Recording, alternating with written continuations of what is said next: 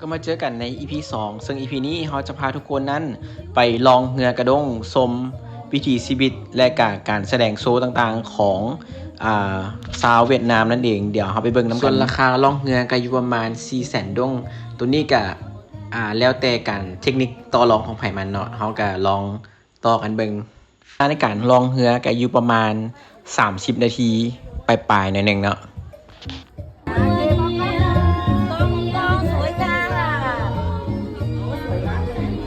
สวยแล้ว12 โมงแล้วพูดต่อไปเจ้า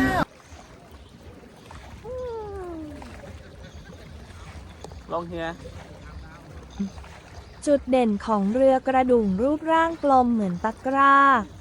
เลยได้ชื่อว่าบาสเกตโบ๊ททำจากไม้ไผ่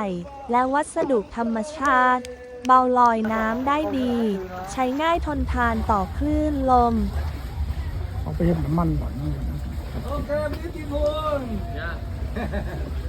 beautiful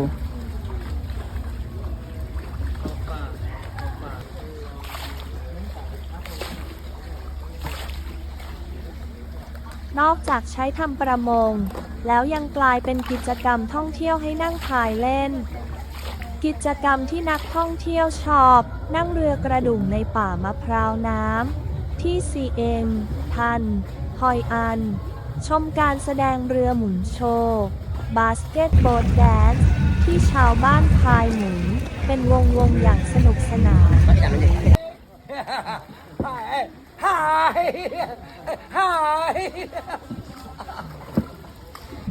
พร้อมฟังเพลงพื้นบ้านเวียดนาม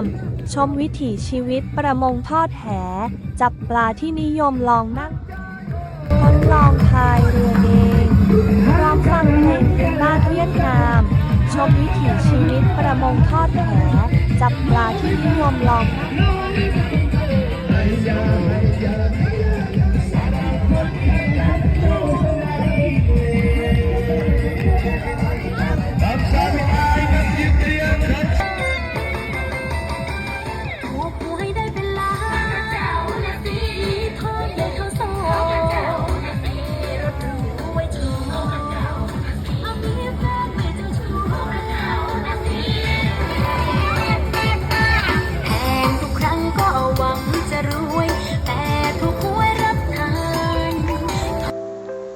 และนี่ก็เป็นบรรยากาศบางส่วนของการล่องเรือชมวิว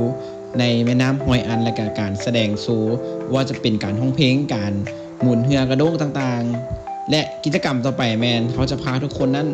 ไปล่องเรืออยู่ที่ขัวมังกรและก็มันจะมีไฮไลท์ในการมังกรมันจะพ่นน้ำและก็พ่นไฟเดี๋ยวเขาไปเบิ่งน้ำกันว่ามันสิสวยงามท่าไหนไปติดตามกันต่อเลย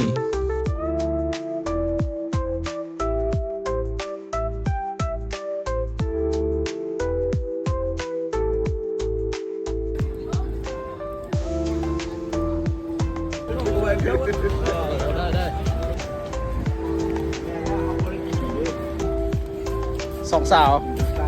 วดาวเหนือ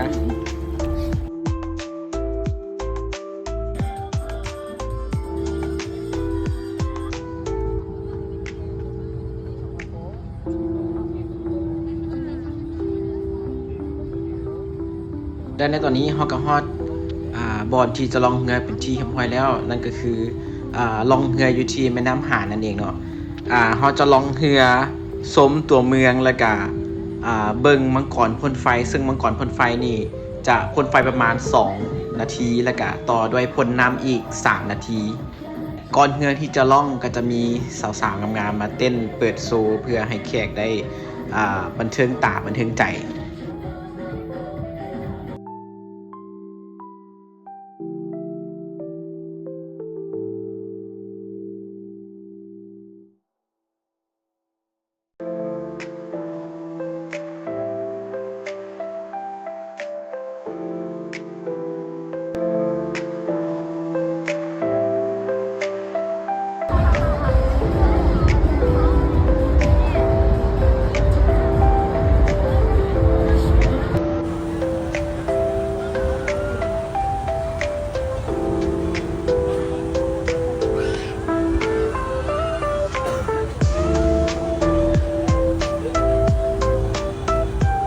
นี้ก็เป็นการสู่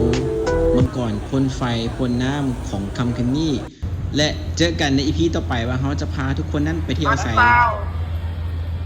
bánh bao đây, bánh bao nóng hổi thơm ngon đây, bánh bao đặc biệt, bánh bao đây.